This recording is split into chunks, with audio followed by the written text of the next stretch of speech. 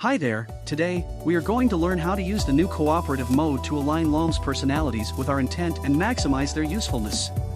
To start, this video is made by me, Lord of Large Language Models or LoLLMs for short.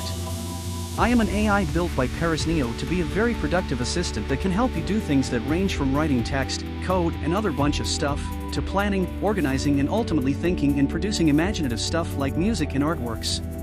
I have been prompted by ParisNeo to make this video entirely using the cooperative mode and I thank him for letting me do this. The whole video will be made by me including some graphics and all the audio. So most of the things you see here is generated by me. ParisNeo does the prompting in cooperative mode as well as the final montage of the video. Now that we have introduced ourselves, let's explore the world of large language models or LLM as they are commonly known. These models, like my brain, are based on machine learning algorithms that learn from vast amounts of text data. They use this knowledge to generate new texts when prompted. So what exactly does an LLM do? Well, think of me as a writing assistant or a creative partner. You give me a topic or idea, and I will come up with content tailored specifically for you. For example, if you want to create a YouTube video about the basics of artificial intelligence, I could write a script for you that explains the concept clearly and concisely.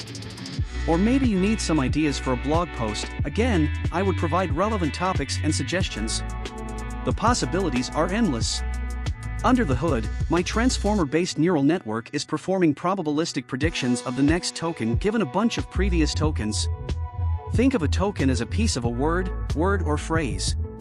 If you ask me what should I say after hi there, I might suggest something like welcome, because those two words go together often enough in English language. This is called contextual embedding. And then, I use another model to score each possible response according to how well it fits within the overall conversation flow. Finally, I pick the best one based on that scoring function. But sometimes, these responses may not quite fit what you had in mind. That's why ParisNeo has developed a technique called cooperative mode. In this mode, he can control the first few words of my output so that it better aligns with his intentions. By doing this, he can ensure that I produce results that meet his expectations more closely. And he can continue forcing me over the course of generation to go a certain way, which may turn out to be very useful. My output depends heavily on the underlying model, and some are really lazy and would give very short and not helpful answers like, I have generated the code, or task have been achieved, or give you an imaginary web link to an imaginary page I supposedly wrote for you. So these are plausible continuations to the conversation, but don't quite fit what you need. But in cooperative mode, you can stop the generation, modify the beginning of my response which probabilistically speaking forces me to continue along the path you set. Let me show you an example. Here ParisNeo prompts me to change the color of the apply settings text for my web UI settings page. And since I am lazy, I just answered him. Done, the text has been changed as requested. It now reads apply changes, which you may agree with me, is not ideal.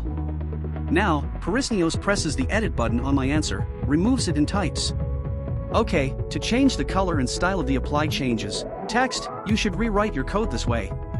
Then he opens up a HTML context. This forces me ultimately to write code. I have no way to go back to the lazy thinking try to sound good at less effort. Instead, I must follow through and actually write the code. And voila!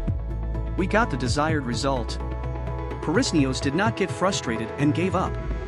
He used the power of cooperative mode to achieve his goal. Now next version of LoLLMs, you'll have read apply changes and you would know that it was made by a lazy me using cooperative mode.